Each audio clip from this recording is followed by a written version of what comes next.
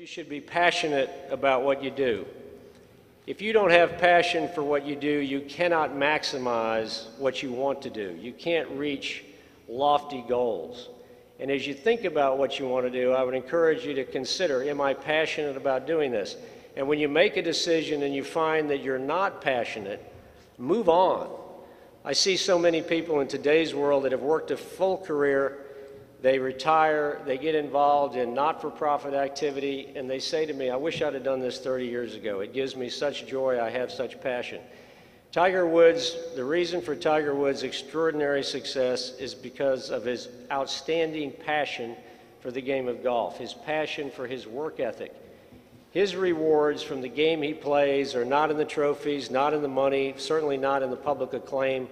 It's in the recognition that his passion and his hard work pays off in his ability to do what he does on the golf course. In whatever you do, be passionate. Secondly, seek consensus in decisions that you make, but don't wait for everybody to agree with you. I hesitate to say this without getting into the debate of coalition or lack of coalition in Iraq, so I won't go there. But you will be considered in an authority role from the day you walk forward, and whatever you do, whether you're with a law firm, small or big, whether you go with a business, whether you go into the nonprofit world, you're a University of Virginia Law School graduate, you'll have decisions to make. You'll have to bring people along. Work hard on a consensus, but don't let the naysayer get in the way of moving forward. Thirdly, don't take yourself too seriously. When we hire people at the PGA Tour, to each one of them we say, we don't hire people that take themselves too seriously. If you have an ego, check it at the door. I remember when Ted Kennedy came here to speak to the law forum in the fall of 1972. And at that time, back in old Clark Hall, there was still graffiti around the restrooms that harkened back to the time when Senator Kennedy roomed here with to-be Senator Tunney from California. They focused on a lot of things. Academics wasn't always at the top of the list, and he was somewhat notorious about maybe squeaking through law school. And he started off his remarks that night by saying, you know, when the dean called me to speak to the student body here at the law school, I asked our staff to check back with him and see if I would be receiving any honorary degrees. A couple days later, I got a call from the dean. He said, Senator, we've checked the records thoroughly. It appears that the degree you got when you were here was honorary. And we feel strongly that one is enough. And finally, have a good attitude. And I'd like to concentrate for just a second on this last item because I think it's encompassing and very, very important. I think it's something you should bring with you to whatever you do and insist that others you work with provide you in return. You know, Gary Player is one of our most famous players in the history of the PGA Tour, and he's known for his irrepressibly positive attitude and his energy. In fact, there's a famous story when Gary played a golf course that was universally panned by everybody in the field. He was asked what his opinion was, and he said, well, I think it's the finest golf course of its type that I've seen. He is closely associated with a quote by Charles Swindoll that he is often credited with because he uses it so frequently. Today, I send it every year to all of our people at the PGA Tour, and I'd like to read it to you. Swindoll said, the longer I live, the more I realize the impact of attitude on life. Attitude, to me, is more important than facts. It is more important than the past, than education, than money, than circumstances, than failures, than successes, than what other people say or do. It is more important than appearance, fitness, or skill. It will make or break a company, a church, a home. The remarkable thing is we have a choice every day regarding the attitude we will embrace for that day. We cannot change the inevitable. The only thing we can do is play on the one string we have, and that is our attitude. I am convinced that life is 10% what happens to me and 90% how I react to it.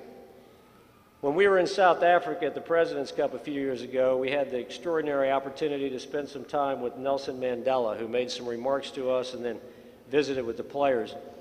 And he encapsulated a similar idea more succinctly when he said the following: resentment is like drinking poison and waiting for it to kill your enemy. You're not always going to be happy in your endeavors. You'll not always get what you want.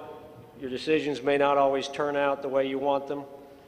In my life, I can't always escape what they say about me or our organization in the newspapers. In fact, I'm going to read to you a couple of things Jefferson had to say about newspapers, but I have to believe it was in today's world he would be talking about talk radio as well. But Jefferson said, quote, "Advertisements contain the only truths to be relied on in the newspaper."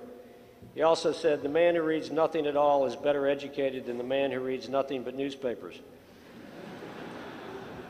You can't control what the newspapers say about you. You can't control about what your fellow employee or your law partner or your client says about you, but you can control your thoughts.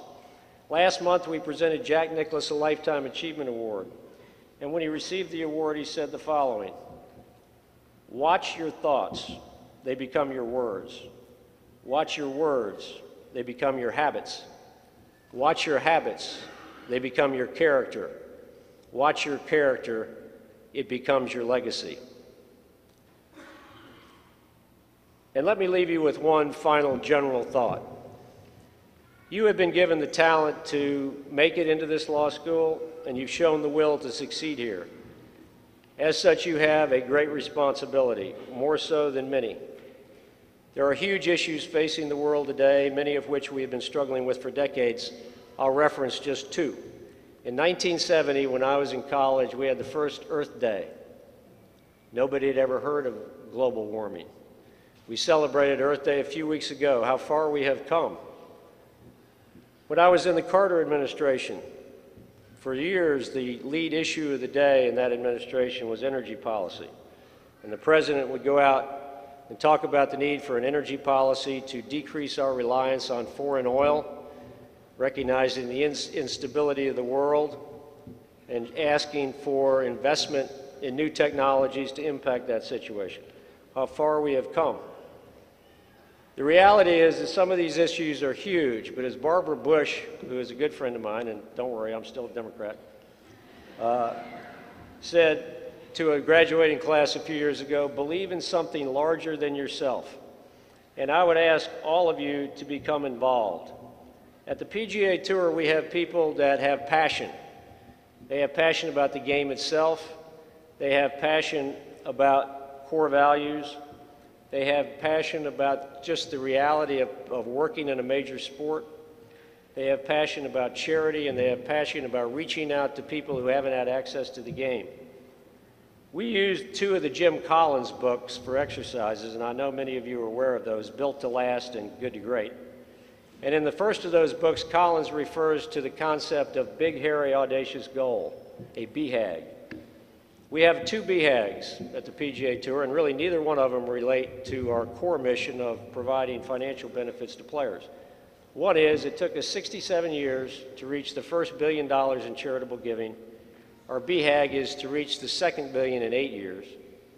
And the other is that we want to change the face of golf. We want the sport to look like the rest of the country, and we want to do it in this generation. You have, as a class and as individuals, great capability. You have the tools. Given the focus that I've already noticed you have on philanthropy and the pro bono commitment that you've made during your law school years, I know you have the passion. You can, and I believe will, make a difference. And so to all of you, I congratulate you on your success, and as you go forward, I hope you will find your passion. I hope you will set your BHAGs, and may the wind always be at your back. Thank you.